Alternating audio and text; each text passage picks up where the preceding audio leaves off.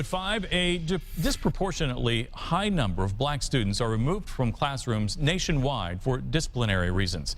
And a recent report finds the disparity in suspensions and expulsions between black and white students in Indiana is among the greatest. Our TV6 State House reporter Katie Hines joins us live with details on this story. Katie?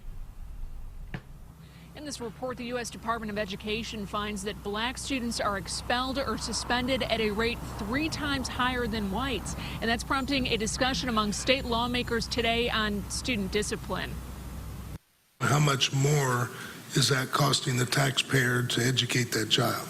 A committee of lawmakers is studying student suspensions and expulsions, including the costs of educating children who have been removed from class. They're looking at whether to create new policies and alternatives that change the way teachers discipline students.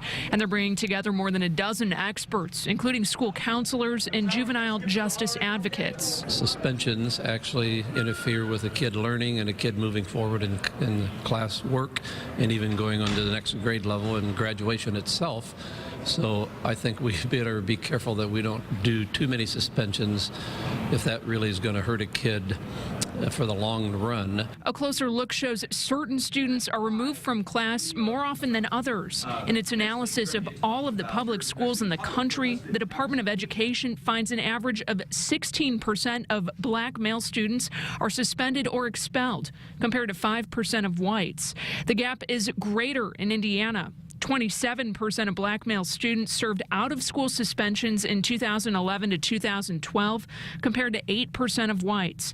Carol Craig of the Greater Indianapolis NAACP argues the cost to society grows. Every year, the state fails to create a new policy for discipline. It's another year of over 800,000 days out of school, leading to more school failures, lack of preparation for college and careers, and more young people interacting with the criminal justice system. But both advocates and lawmakers realize the issue isn't an easy one to fix. We've got to become proactive. The focus has to be different from where it is now, just waiting till we get the negative behavior and responding with zero tolerance.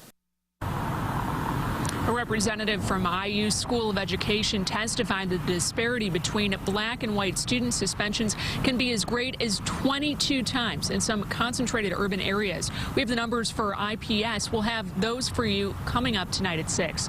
Live at the State House, Katie Hines, RTV6.